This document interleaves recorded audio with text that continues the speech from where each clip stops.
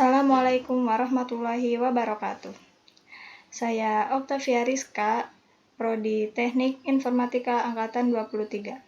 Di sini saya ingin menjelaskan sedikit materi mengenai database.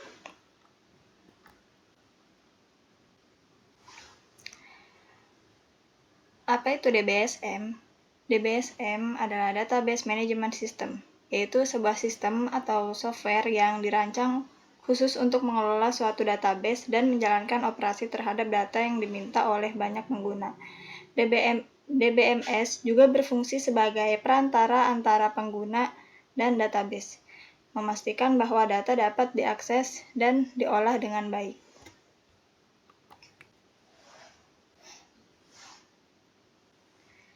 Kemudian, redundasi data. Redundasi data terjadi ketika informasi yang sama disimpan beberapa kali dalam basis data. Ini seringkali merupakan masalah dalam perancangan basis data karena dapat mengakibatkan pemborosan sumber daya, penyimpanan, dan meningkatkan peluang kesalahan dan inkonsistensi. Contohnya, redundasi data adalah jika informasi tentang seorang karyawan disimpan di lebih dari satu tempat dalam basis data. Misalnya, jika nama dan alamat seorang karyawan disimpan dalam tabel karyawan dan juga dalam tabel divisi, di mana divisi tersebut yang sama diidentifikasi dengan nama karyawan tersebut. Ini menyebabkan duplikasi informasi yang tidak perlu dan memperbesar ukuran basis data.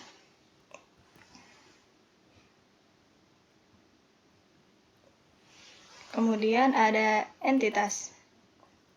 Jadi, entitas itu dapat dianggap sebagai unit yang memiliki keberadaan yang unik dan berbeda dari yang lain, sehingga dapat diidentifikasi secara terpisah dari yang lain. Dalam model atau diagram IR, entitas didefinisikan sebagai suatu objek yang memiliki atribut dan relasi dengan objek lain. Entitas dapat berupa orang, benda, tempat, kejadian, konsep, dan lain-lain. Entitas terbagi menjadi dua, yaitu entitas kuat dan entitas lemah. Entitas kuat adalah entitas yang dapat berdiri sendiri, tidak bergantung pada entitas lainnya, contohnya entitas pegawai. Sedangkan entitas lemah adalah entitas yang tidak dapat berdiri sendiri, contohnya pegawai kontrak dan pegawai tetap.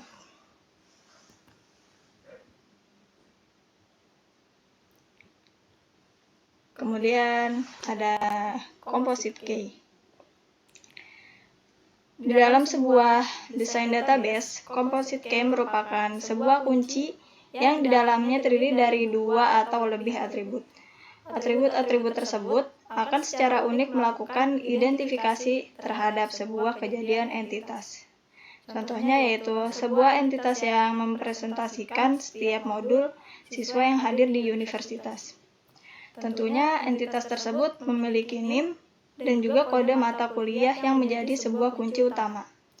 Setiap atribut yang nantinya akan membentuk kunci utama merupakan kunci sederhana.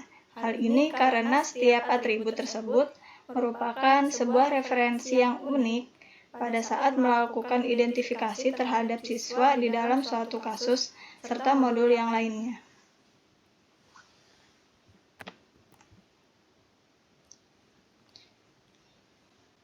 Kemudian ada index key dan kegunaannya.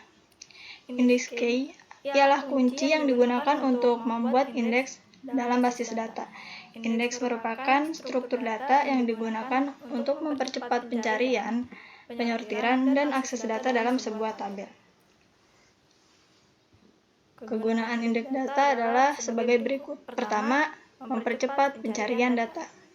Pada tabel yang memiliki data besar dengan indeks key, database dapat lebih cepat dalam mencari data yang sesuai dengan kriteria tertentu, seperti mencari data berdasarkan nilai tertentu pada sebuah kolom. Kedua, yaitu meningkatkan performa database. Indeks key juga berdampak pada performa database terutama ketika sebuah tabel memiliki terlalu banyak indeks. Namun, perlu diperhatikan bahwa terlalu banyak indeks dapat mengurangi performa database karena database juga harus mengurutkan kembali data yang baru dimasukkan pada indeks. Yang ketiga ada penyortiran efisien, yaitu memfasilitasi penyortiran data dalam tabel. Basis data dapat menggunakan indeks untuk menyusun data dalam urutan tertentu tanpa perlu mengurutkan seluruh tabel secara langsung. Kemudian, mengoptimalkan query plan. Index key juga membantu mengoptimalkan query plan sehingga database dapat lebih cepat dalam mencari data yang sesuai dengan kriteria tertentu. Kemudian, mengamankan integrasi data. Index key dapat digunakan untuk memastikan keunikan dan konsistensi data. Dalam basis data, sebagai contoh, kunci utama adalah bentuk index key yang memastikan bahwa setiap baris dalam tabel memiliki nilai yang unik untuk kolom kunci tersebut.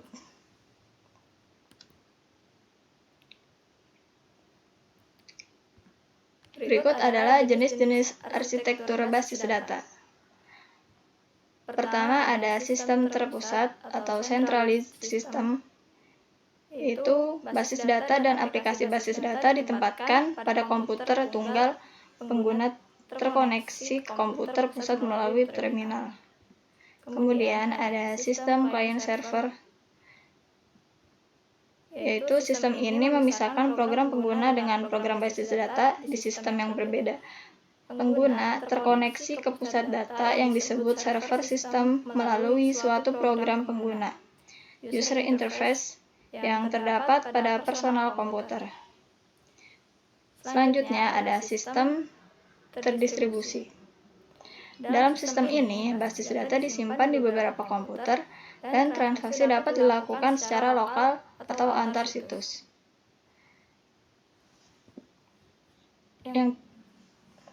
Yang terakhir ada sistem basis data relasional, yaitu sistem ini menggunakan model relasional untuk mengorganisasi dan mengelola data. Contoh tabel data dan dalam model relasional menunjukkan hubungan antar data dan atribut yang membedakan entitas.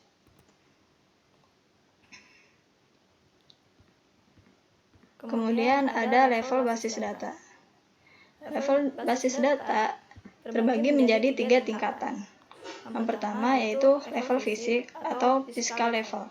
Tingkatan ini berhubungan dengan bagaimana data disimpan secara fisik, physical storage. Level ini didefinisikan sebagai sebuah skema internal dan mengatur bagaimana data disimpan dalam media penyimpanan dalam format byte. Level kedua ada konseptual. Tingkat ini menghubungkan antara level fisik dan level eksternal, serta mendefinisikan hubungan antara level konseptual dan level internal. Level ini dilihat dari cara user dalam memahami atau mengetahui data dan menghubungkan antara internal dan eksternal level. Kemudian level eksternal. Tingkat ini berhubungan langsung dengan pengguna database. Pada level ini, pengguna user hanya bisa melihat struktur data sesuai dengan keperluannya sehingga setiap user bisa memiliki pandangan yang berbeda dari user lainnya.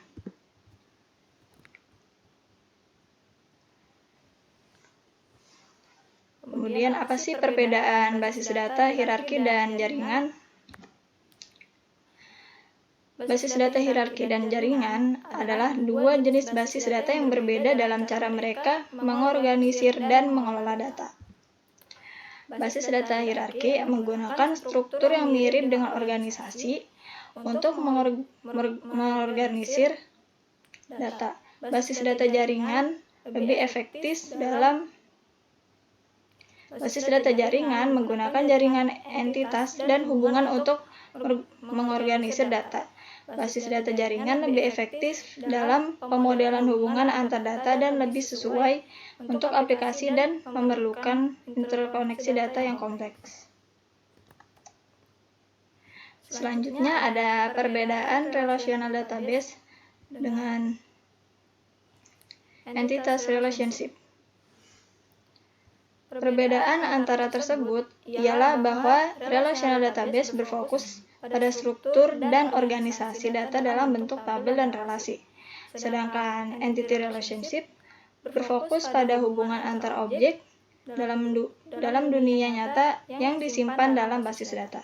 Relational database digunakan untuk menggunakan data secara efektif, sementara entity relationship digunakan untuk menggambarkan struktur data dan hubungan antar data yang lebih kompleks.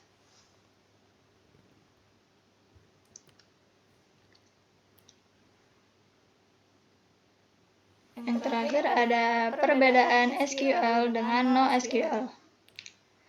SQL itu menggunakan query yang terstruktur untuk mengakses dan mengelola data, dan NoSQL adalah basis data non-relationship yang tidak menggunakan struktur database relasional berbasis tabel tradisional.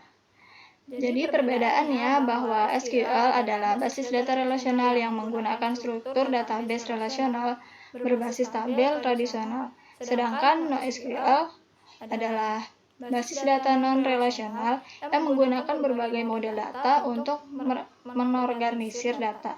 NoSQL lebih fleksibel dan dapat digunakan untuk aplikasi yang membutuhkan kecepatan loading tinggi. Namun, SQL lebih populer dan digunakan oleh berbagai bisnis dan organisasi karena mudah digunakan, stabilitas performa tinggi, dan kemudahan pengguna.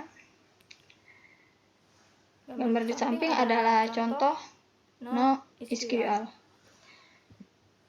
Contoh penggunaannya yaitu seperti penyimpanan komentar dan chat dari media sosial, kemudian pengelolaan konten website, dan penyimpanan data interaksi pengguna dari aplikasi smartphone.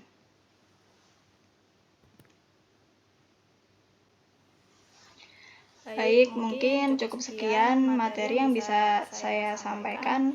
Kurang lebihnya mohon maaf. Terima kasih waktunya. Wassalamualaikum warahmatullahi wabarakatuh.